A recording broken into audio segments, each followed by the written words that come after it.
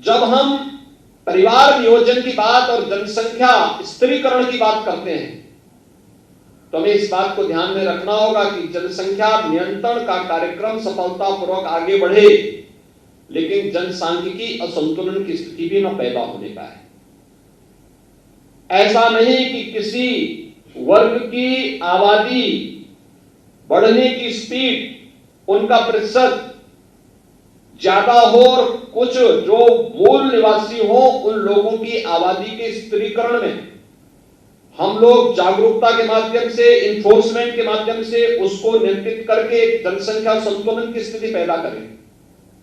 और यह एक चिंता का विषय है हर एक उस देश के लिए जहां पे जनसंख्या संतुलन की स्थिति पैदा होती है, जनसांख्यिकीय संतुलन की स्थिति पैदा होती है, रिलीजियस डेमोक्रेसी पर इसका विपरीत असर पड़ता है। फिर वहां पर एक समय के बाद अव्यवस्था और अराजकता जन्म लेने लगती है। और इसलिए जब हम लोग जनसंख्या स्थिरीकरण की बात करें तो समान रूप से समाज में प्रत्येक जाति, मत, मजहब, क्षेत्र, भाषा, इन सबसे ऊपर उठ करके समान रूप से जागरूकता के व्यापक कार्यक्रम को इसके साथ जोड़े जाने की आवश्यकता है। इसमें बड़ी भूमिका का निर्वहन कर सकती हैं आशा बहनें, आंगनवाड़ी की कार्यकर्तियां, ग्राम प्रधान, क्षेत्र पंचायत समिति, जिला त्रिस्तरीय पंचायत से जुड़े हुए प्रतिनिधिगण, बेसिक शिक्षा, माध्यमिक शिक्षा और उच्च शिक्षा से जुड़े हुए शिक्षकगण इस जागरूकता के कार्यक्रम को स्वास्थ्य विभाग के साथ मिलकर के और बेहतरीन तरीके से आगे बढ़ा सकते हैं। और इस दिशा में एक सामूहिक प्रयास होना चाहिए। अंतर विभागीय समन्वय के माध्यम से इस कार्यक्रम को आगे बढ़ाने का कार्यक्रम, यहां पर हम लोगों ने 5 जोड़ों को सगुन किट तो उपलब्ध करवाए, लेकिन सगुन किट में भी तय करा था कि उसमें भी हमें प्रयास करना चाहिए कि हर एक जाति, मत और मजहब से जुड़े हुए लोगों का इसके साथ जोड़ा जाना चाहिए।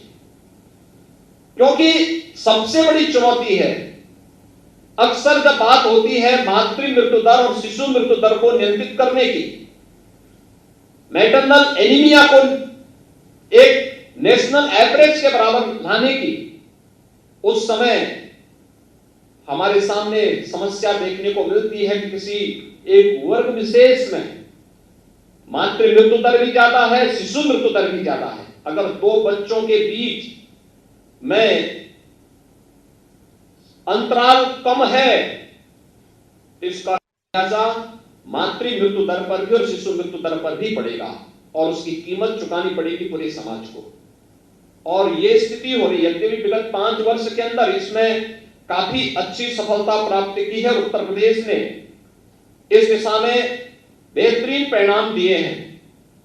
खासतौर पर उत्तर प्रदेश का जो लक्ष्य रहा है वह मैटरनल एनीमिया में आज यह 51.1% से घट करके 45.9% तक रह गया है। इसी प्रकार से हम लोगों ने जो फुल इम्यूनाइजेशन की दर है वह उत्तर प्रदेश ने विगत 5 वर्ष के अंदर 51.1% थी, जो अब यह बढ़ करके लगभग 70% को प्राप्त कर रहा है।